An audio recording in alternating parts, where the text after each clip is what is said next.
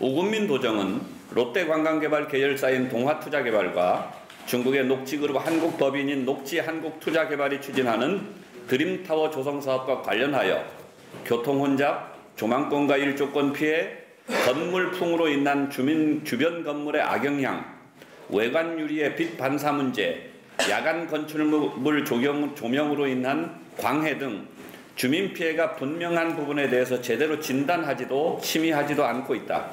건축심의위원회 회의록을 보더라도 제주도의 사업자 편 들어주기는 심각성을 넘어 위험한 수준이다.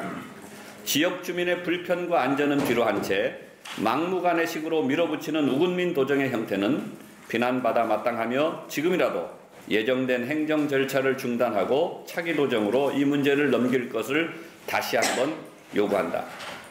초고층 건축물인 드림타워는 태생적으로 많은 문제점을 내포할 수밖에 없다. 그러기에 정부에서도 지난 2013년 초고층 및 지하연계 복합 건축물 재난관리에 관한 특별법을 따로 제정하여 특별관리하고 있다. 초고층 건축물에 대한 화재, 지진 등 재난에 대한 예방과 대응은 아무리 강조해도 지나치지 않은 것임은 이전에 발생했던 초고층 건축물의 재난사고의 경험을 통해서 우리는 알고 있다. 돌다리도 두들겨 지나가라는 속담이 있다. 하물며 200m가 넘는 드림타워는 말해서 무엇하겠는가. 제주연대회의는 드림타워 사전재난영향성 검토위원회가 합리적이고 신중한 결정을 내리기를 바란다. 드림타워의 객실 수는 1260실로 30%에 육박하는 규모로 교통 문제의 주요 원인으로 떠오를 것이다. 이는 우군민 도정에서 주장하는 우회 도로로 해결될 문제가 전혀 아님을 보여주고 있다. 행정의 무분별한 관광 숙박시설 승인의 결과는 제주도민에게 교통지옥을 야기하고 거기에 우회도로 건설비로 360억 원의 도민 혈세까지 새나가는 웃지 못할 상황을 연출하며 도민의 삶의 질을 나락으로 끌어내리고 있다. 교통만이 문제가 아니다. 물 문제 역시 심각해질 것으로 우려된다. 제주도민의 하루 물 사용량은 260리터이다. 통계에 의하면 온대 지역의 관광 숙박시설인 경우 1객실당 하루 물 사용량은 620리터이다. 여름인 경우는 이보다 더 늘어난 820리터 정도가 소비된다. 4,325시를 기준으로 했을 때 최저 2,681톤에서 최고 3,546톤의 물이 소비될 것으로 보인다. 드림타워 한 곳만 하루 최대 1,033톤이라는 엄청난 물 소비가 이루어진다.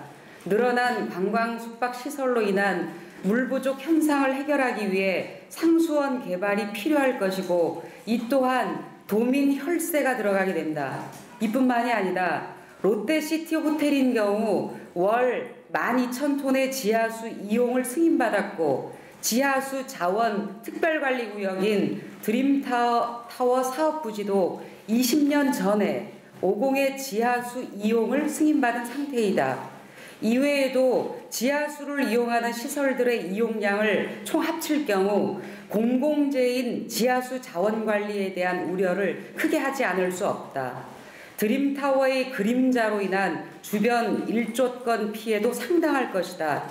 시뮬레이션을 통해 보면 노형 오거리부터 남영고등학교, 한라병원까지의 광범위한 지역이 일조권의 피해를 볼 것으로 예상되고 있고 이 지역에 거주하는 주민들은 하루에 많은 시간을 드림타워의 그림자 속에서 생활을 해야 하는 고통을 받을 것이다. 여기 노형 로타리 빨갛게 크게 된 게 드림타워고요. 이쪽이 신제일 로타리고 이렇게 삼각형 지역에만 총 4,300실 이상이 신축허가가 났습니다. 최근에 난 것만 한 것인데 그렇다면 지금 현재도 이 일대가 교통난이 엄청 심한데 이후에 이런 신축 건물들이 다 호텔들이 지어지고 드림타워까지 지어진다면 이후에 엄청난 교통량이 엄청나게 늘어나고 이에 따라서 이쪽에 거주하고 있는 시민들 뿐만 아니고 전체 저희 도민들이 상당히 많은 이제 교통지옥이라고 불릴 정도로 엄청난 그 문제를 겪을 것이다라는 얘기입니다. 일조권 문제는 이 시뮬레이션을 제주대학교 교수님께서 이 시뮬레이션을 만드셨는데 지금 이 빨간 선 안에 표시된 지역은 3시간 이상 일조권의 영향을 받는 그런 지역입니다. 보시면 이제 주로 이제 남쪽 방향, 북쪽 방향에 있는 건물들인데 이게 해가 남향에서 비치기 때문에 이쪽 지역이 지금 뭐 남영고등학교를 비롯해서 한라병원 그리고 그 중간에들 이제 주거 지역들도 있죠. 이런 지역에 3시간 이상 그 일조권에 지장을 받는 그런 지역이 되겠습니다. 그래서 이 드림타워가 생기게 되면 우리가 상상하는 것보다 이상, 특히나 이제 저녁 시간이 되게 되면 서양에서 해가 비칠 경우는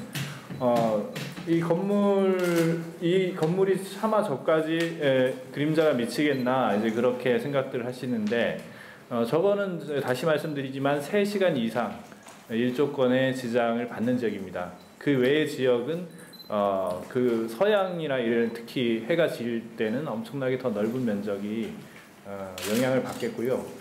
이럼으로써 이렇게 주민들의 일조권에 심각한 지장을 줄 것이다.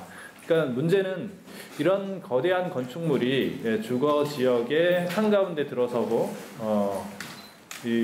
그런 것들을 이제 거기다가 허가를 내려고 하는 그런 도정의 근본적인 원인이 있다. 그렇게 생각하면서 설명을 마치겠습니다.